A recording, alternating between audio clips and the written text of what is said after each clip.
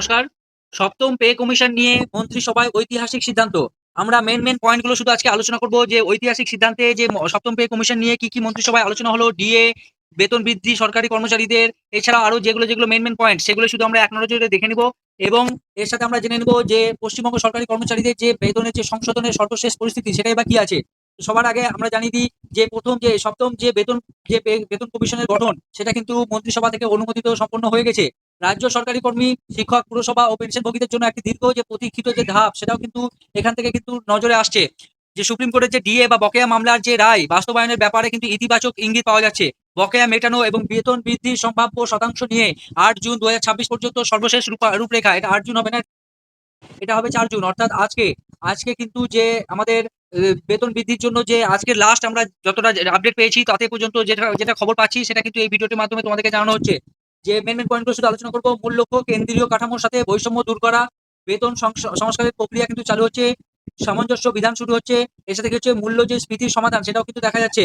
এর সাথে কি হচ্ছে অর্থনৈতিক অগ্রগতি সেটাও কিন্তু দেখা যাচ্ছে। অর্থাৎ কি কর্মচারীদের যে বেতন কাঠামো বিজ্ঞানসম্মতভাবে যে ঢেলে সাজিয়ে রাজ্য ক্ষমতা ও মর্যাদা ফিরিয়ে আনা সেটার দিকেও কিন্তু লক্ষ্য রাখা হয়েছে।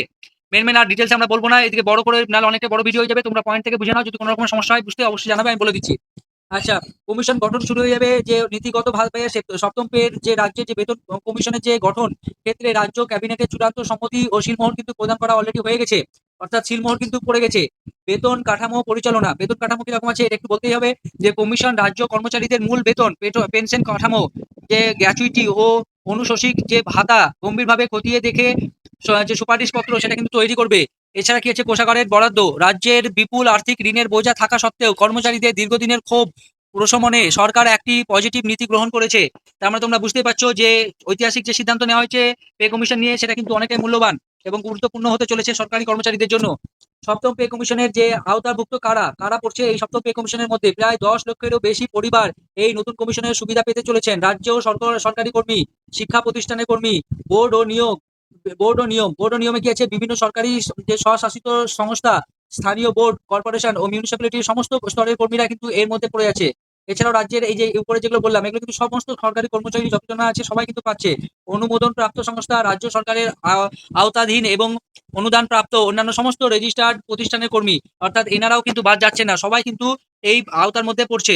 ডিএ মামলার যে বর্তমান অবস্থা সেটা কি অবস্থায় আছে? আইনি নির্দেশনা দেখা যাচ্ছে, মুখ্যমন্ত্রীর আশ্বাস যে সুপ্রিম কোর্টের দীর্ঘ নির্দেশনা অনুযায়ী বকেয়া মিটিয়ে দেওয়ার ব্যাপারে ইতিবাচক অবস্থান বা বক্তব্য যে ব্যক্ত করেছেন মুখ্যমন্ত্রী। অর্থাৎ বকেয়া যে ডিএ পাওয়ার জন্য যেটা দীর্ঘদিন ধরে চলে আসছে সেটা কিন্তু পাওয়া যায়নি, কিন্তু এবারকার যে নতুন আমাদের অনারেবল সিএম আছেন তিনি কিন্তু আশ্বাস দিয়েছেন যে হ্যাঁ পুরনো বকেয়া সবই মিটিয়ে দেওয়া হবে, যেহেতু সুপ্রিম কোর্টের এটি একটা অর্ডার আছে সেই হিসেবে। আচ্ছা, সময়সীমা জল্পনা যে এটা হচ্ছে কি যে সম্পূর্ণ বকেয়া বা মহার্ঘ ভাতা বা ডিএ যেটা পরিষদের সুনির্দিষ্ট এবং বিস্তারিত সময়সূচি এখনো সরকারিভাবে প্রকাশিত হয়নি, কিন্তু একটা আশ্বাস কিন্তু অলরেডি পাওয়া গেছে। বকেয়া পরিমাণ অতীতে কেন্দ্রীয় হারের চেয়ে রাজ্য কর্মচারীদের ডিএ উল্লেখ্য পরিমাণ পিছিয়ে থাকার দীর্ঘ আইনি লড়াই চলছে। যে আংশিক নিষ্পত্তি, পেনশনভোগী ও প্রবীণ অবসরপ্রাপ্ত কর্মচারীদের বকেয়া পরিশোধের যে প্রক্রিয়া প্রাথমিক ধাপে কিন্তু শুরু হয়ে গেছে। তো এখান থেকে কিন্তু আরো ডিটেলস আমরা জেনে নেবো যে বকেয়া বা মহার্ঘ ভাতা যে ডিএ সেই নিয়ে কিন্তু বড় খবর কি আসছে। অবসরপ্রাপ্ত কর্মচারী যারা পেনশনার তারাও কিন্তু এই নিয়ে তাদের একটা মানে যে আগে যেটা ছিল সেটা কি যে অগ্রাধিকারের ভিত্তিতে পেমেন্ট শুরু। প্রবীণ নাগরিকদের কথা বিবেচনা করে অবসরপ্রাপ্ত কর্মচারীদের বকেয়া ডিএ পরিশোধ শুরু করা হয়েছে। যে ট্রেজারি এবং সংশ্লিষ্ট ব্যাংকগুলোর মাধ্যমে ধাপে ধাপে সরকারি পেনশন অ্যাকাউন্টে টাকা পাঠানো হচ্ছে।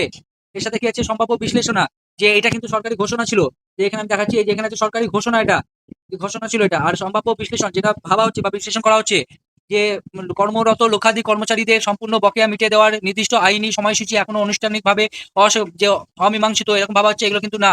ধাপে ধাপে বকেয়া মিটবে নাকি এককালীন বড় প্যাকেজে তা রাজ্য সরকারের পরবর্তী গেজেট বিজ্ঞপ্তি স্পষ্ট হবে, এরকম এখনো কিছু ভাবা হয়নি, এগুলো জাস্ট শুধু বিশ্লেষণ করা হচ্ছে। কিন্তু এইটা হচ্ছে কি যে যেগুলো অবসরপ্রাপ্ত যে কর্মচারীদের সেগুলো কিন্তু সরকারি যেগুলো ঘোষণা সেগুলো কিন্তু দেখা গেছে। সম্ভাব্য বেতন বৃদ্ধি ও ফিটমেন্ট যে ফি ফিটমেন্টের যে ফ্যাক্টরের হিসাব সেটাও কিন্তু এর মাধ্যমেই দেখা গেছে যে 2.57x এ কিন্তু ঐতিহাসিক সর্বনিম্ন ফিটমেন্টের যে ফ্যাক্টর মানদণ্ড কিন্তু হয়েছে। আচ্ছা, ফিটমেন্টের ফ্যাক্টর কি আগে আমরা জেনে নেবো যে ফিটমেন্টটা কি। বেসিক পেকে নতুন ম্যাট্রিক্স উন্নতি করার জন্য সরকারি নির্ধারিত একটি গুণক উপাদান বা মাল্টিপ্লেয়ার, এটাকে বলা হচ্ছে কিন্তু ফিটমেন্ট। আচ্ছা, ন্যূনতম বেতন বৃদ্ধির যে সম্ভাবনা সেটা কি আছে। রূপা 2019 সালের অনুসারে 2.57 গুণ বৃদ্ধির সম্ভাবনা স্বাভাবিক, যা মূল বেতন এক ধাক্কায় অনেকটাই বাড়িয়ে দেবে। উচ্চতর দাবি কর্মচারী যৌথ ফোরামের যে জোর দাবি যেন এই ফিটমেন্ট ফ্যাক্টর 3 পয়েন্ট এই যে এইটা 3.68 গুণ যাতে পর্যাপ্ত রাখা হয়, এটা কিন্তু দাবি চলছে। মূল বেতনের রূপরেখা নতুন স্কেলের ন্যূনতম মূল বেতন বেসিক পে 17,000 টাকা এবং থেকে 17,000 থেকে 20,000 টাকা আর যে গন্ডি যে পার যেন হয়ে যায়, এটাই একটা সবার যে একটা মূল বেতনের যে রূপরেখা সেটাই কিন্তু আশা করছি। অফিসিয়াল ঘোষণা কিন্তু এখনো কিছু হয়নি, মনে রাখবেন। সঠিক ফিটমেন্ট ফ্যাক্টর বা নতুন পে যে ম্যাট্রিক্স হার এখনো আনুষ্ঠানিকভাবে প্রকাশিত কিন্তু এখনো হয়নি। এটা কিন্তু যা শুধু ভাবনা হচ্ছে বা কল্পনা হচ্ছে। পেনশনভোগীদের জন্য সম্ভাব্য কি সুবিধা আছে আমি এক নজরে বলে দেবো, ভিডিও বেশি বড় হয়ে যাচ্ছে সেজন্য। পেনশন যে রিভিশন সেটা হতে পারে, নতুন পেনশনের সীমা বাড়িয়ে দেওয়া হবে। আচ্ছা, এরপরে কি আছে, মেডিকেল ভাতা সংশোধন করা হবে, ডিএ বা ডিআর বকেয়া যে পরিশোধ সেটাও কিন্তু করা হবে। অতিরিক্ত পেনশনের সুবিধাও কিন্তু এইখান থেকে কিন্তু পাওয়া যাওয়ার একটা সম্ভাবনা আছে। কর্মচারী সংগঠনের প্রধান তিনটে দাবি, যে প্রধান তিনটে দাবি কি কি, কেন্দ্রীয় হারে ডিএ দিতে বলেছে, এইটাই দাবি করা হচ্ছে। বকেয়া ডিএ পরিশোধের জন্য দাবি করা হচ্ছে, আর দ্রুত সুপারিশ বাস্তবায়ন করার দাবি করা হচ্ছে।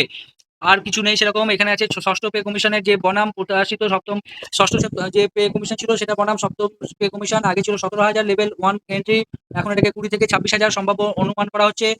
ফিটমেন্টের যে 2.57 গুণ ছিল রোপা 19 অনুযায়ী, সেটাকে এখন 3.67 পর্যন্ত দাবি তোলা হচ্ছে।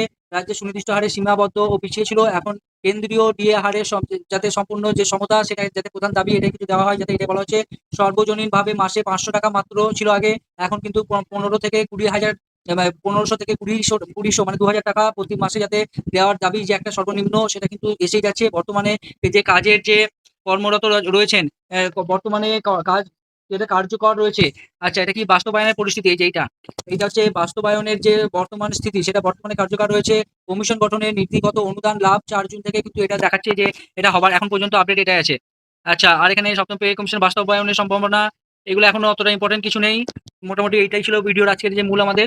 তো ভিডিওটা যদি তোমাদের দেখে মনে হয় যে হ্যাঁ তোমাদের জন্য বেনিফিট হচ্ছে, তাহলে অবশ্যই চ্যানেলটাকে লাইক করে দিও। চ্যানেলে নতুন এসে থাকলে অবশ্যই সাবস্ক্রাইব করে দিও। আর এরকম ধরনের ভিডিও পেতে অবশ্যই সাবস্ক্রাইব করে যে ঘন্টা আছে নোটিফিকেশন বেল, সেটা কিন্তু অবশ্যই প্রেস করে রাখবে। এবং যদি তোমাদের এই নিয়ে আরো পরবর্তী সময় ভিডিও চাই বা এরকম ধরনের আরো কি কি ভিডিও জানতে চাও বা কি কি ডিটেলস জানতে চাও, অবশ্যই জানাবে। কোনো রকমের যদি কিছু জানবার থাকে সেটাও কমেন্ট করে জানাবে। দেখা হচ্ছে পরের ভিডিওতে। ধন্যবাদ।